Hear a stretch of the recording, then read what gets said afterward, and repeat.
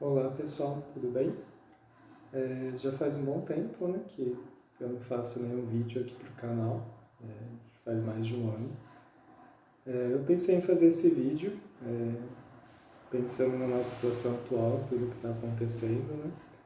Então, muito tem se questionado sobre a ciência, sobre a medicina, sobre os estudos científicos, né? E muita gente tem questionado se isso realmente dá certo, se a gente não deveria retornar às atividades normais, acabar com o isolamento. Então, não vou lidar com essa questão diretamente, mas vou fazer a gente pensar sobre a ciência e qual a importância dela e se realmente a gente pode confiar nela, né? A ideia então é a gente pensar um pouquinho sobre ela. Eu não vou falar como cientista, porque eu não sou cientista, mas na condição do conhecimento que eu tenho em filosofia. Então, vou usar do meu conhecimento de filosofia. Tem uma área da filosofia que chama Filosofia da Ciência. E a filosofia da ciência, ela estuda a ciência, né? Estuda os métodos que a ciência usa, qual que é a base de conhecimento dela, quais são as referências que a ciência usa, quais são as técnicas e os métodos, e se eles são confiáveis ou não, se a gente deve se embasar neles para viver a nossa vida. Para isso, eu vou me embasar bastante no Karl Popper. Eu usei alguns livros dele, que eu tenho aqui na coleção dos pensadores. Então, vamos basear principalmente nesse filósofo da ciência do século XX, que ele cria a ideia de falseabilidade. Eu vou explicar mais ou menos o que ele pensa sobre a ciência. Um dos problemas que o Popper tinha, que ele tentava resolver, é como separar o que é ciência e o que não é ciência. Esse é um dos maiores problemas que ele encontrava na época, no início do século XX, que era entender o que é ciência e o que não é. Principalmente com muitas pseudociências surgindo, muita gente falando teorias que se diziam científicas, quando na verdade não era. Então ele queria mostrar uma clara separação entre as duas coisas. E aí o que ele vai dizer? Ele vai dizer que teorias, para serem científicas, elas precisam ser falseáveis. O que significa ser falseável? Eu crio uma teoria sobre o universo, por exemplo. E essa teoria ela tem que ser passível de teste. Eu tenho que conseguir testar essa teoria. Se eu não conseguir testar essa teoria na realidade, ela não é uma teoria científica. Uma teoria científica só é científica, uma teoria só é científica se ela puder ser testada na realidade. Se ela não pode ser testada na realidade, ela vai ser uma teoria religiosa, uma teoria filosófica, qualquer outro tipo de teoria, mas para ser ciência ela tem que ser testada na realidade. E o porquê que ele fala falseabilidade? Porque tem que ser possível provar que ela é falsa na realidade. Né? Então essa é a questão interessante. Para uma teoria científica válida, para ela ser válida, ela tem que ser possível de ser provada falsa. Então, por exemplo, a teoria da evolução, que é uma teoria científica que a gente tem hoje em dia que gera muita polêmica.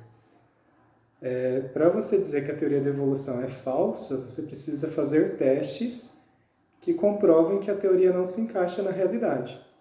Então, se a gente começar a encontrar espécies de épocas mais atuais, numa época muito antiga, né, e aqui eu vou exagerar bastante, porque eu não sou biólogo, comecei a encontrar um cachorro lá na época dos dinossauros, para ficar bem claro para a gente, eu vou estar comprovando que a teoria da evolução é falsa.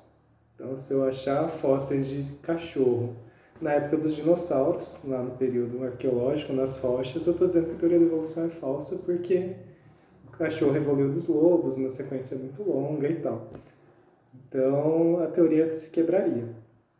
Então, a teoria da evolução, vou continuar usando o exemplo dela, ela possui uma série de testes, uma série de comprovações na realidade que mantém ela de pé. Então, hoje ela ainda é a teoria mais provável da realidade. Isso é uma questão importante em Popper, né? A ciência não trabalha com verdades absolutas. Ela trabalha com verdades que até o momento foram testadas e elas não foram falseadas, elas não foram consideradas falsas, elas sobreviveram ao teste da realidade. Então, sempre que um cientista cria uma teoria, ela é testada na realidade. Se ela sobrevive, ela se torna uma teoria válida até o ponto que ela não seja mais comprovado, né? Até o ponto que alguém consiga mostrar que ela estava errada fazendo algum teste, alguma coisa assim.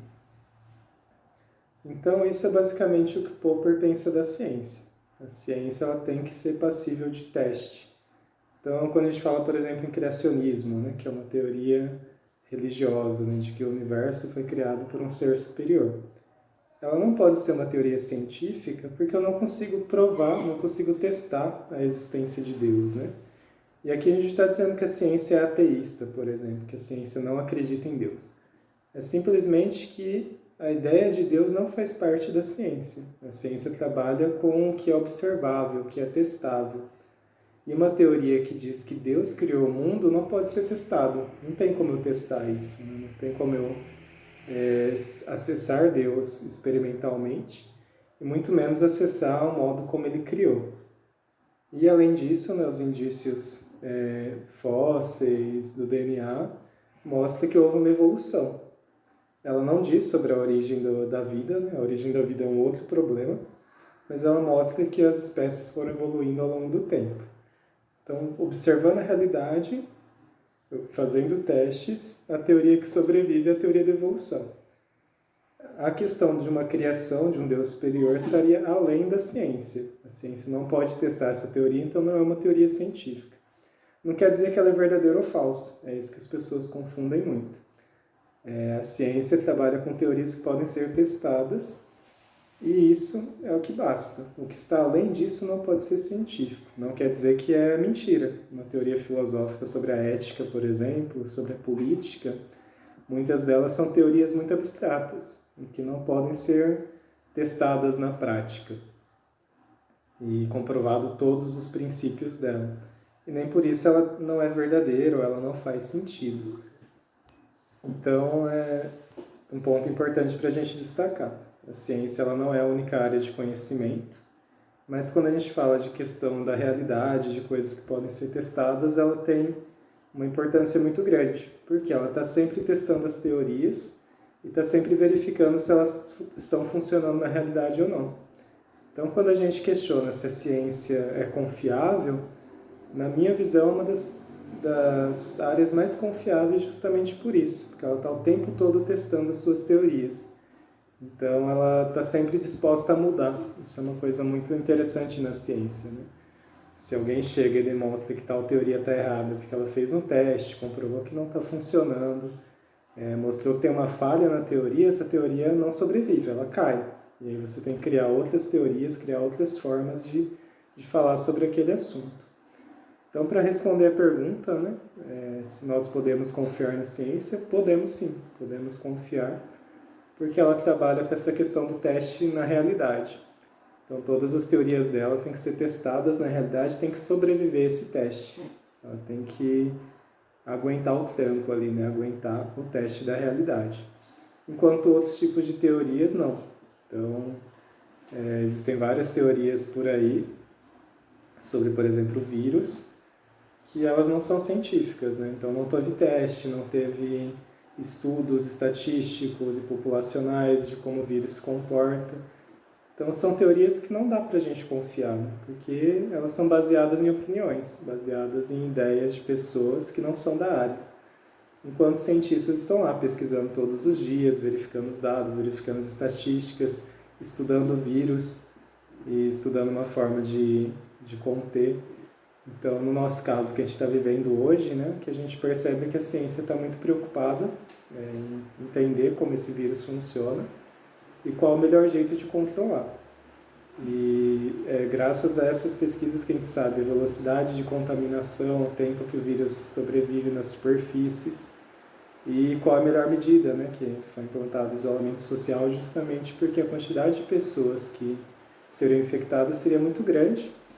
E realmente, né, a gente tem escutado muitos discursos dizendo que a maioria das pessoas não ia sentir nada, ia ter sintomas muito fracos, isso é verdade, mas o problema é que a gente não ia ter estrutura para atender todas essas pessoas. Então, o que os estudos indicam é que a velocidade do contágio é muito grande, muito rápida, e que o nosso sistema de saúde não ia conseguir atender as pessoas que precisassem. Então, esse é o problema, né? Então, não é uma questão só de que a maioria não vai precisar, então está tudo certo. O problema é que a minoria vai quebrar o sistema de saúde. Então, esses 15%, 20% que precisa de atendimento, se todos pegarem a contaminação em pouco tempo, se todos forem infectados em pouco tempo, esses 20% vai de uma vez no hospital. Então, imagina 20% de 200 milhões de pessoas, são 2 milhões de pessoas procurando um hospital. Então, o sistema quebra. Então, só para a gente voltar para a questão da ciência, a ciência tem essa importância justamente porque ela está sempre testando os dados e verificando se está correto ou não. O que talvez não conforta muito para a gente é que ela não traz uma verdade absoluta. Isso realmente incomoda muita gente, porque é uma teoria sempre provisória, né? A ciência está sempre mudando as teorias de acordo com a realidade, sempre aperfeiçoando e às vezes até abandonando mesmo, né? Então essa é talvez a questão mais incômoda para as pessoas, mas a ciência ela não necessariamente se coloca no lugar da religião. Ela simplesmente, na minha visão, na visão de outras pessoas, ela é melhor para explicar dados da realidade concreta, para explicar como o mundo funciona, para explicar como a realidade se comporta. Porque ela está criando teorias e testando ela na realidade, enquanto a religião não faz isso, a filosofia não faz. Então, em alguns assuntos, a ciência tem essa importância, principalmente, por exemplo, na área da saúde, né? Aí a filosofia, a religião e outras áreas, a economia, ela não pode falar sobre saúde porque é uma área da ciência e que está sempre fazendo testes, desenvolvendo tecnologias e curas e vários tipos de tratamento. Então a gente vê que é algo muito benéfico para a sociedade. Imagina esse vírus há 100 anos atrás, 200 anos atrás, quando a gente praticamente não existia vacina, não tinha tratamentos, não tinha remédios, né? Então a gente está vendo um momento muito mais confortável graças à ciência, graças a esse avanço. É claro que em outros assuntos, né, que ultrapassam a ciência, que a gente estava falando da questão de Deus, né, do criacionismo e tal, Deus é uma questão que está além da ciência, por exemplo. Então, a ciência não tem nada a ver com isso. Ela não vai falar nem que existe nem que não existe. Não é um problema dela. Porque ela lida com a realidade concreta observável. Deus é, por definição, algo que não pode ser observado, né? Então, a ciência não lida com esse assunto. Então, é isso. Espero que não tenha ficado muito confuso, né? Espero que eu tenha conseguido explicar com clareza algumas coisas. Quem quiser perguntar, fica à vontade, eu vou tirar todas as dúvidas nos comentários. E espero que vocês tenham uma ótima semana e é isso.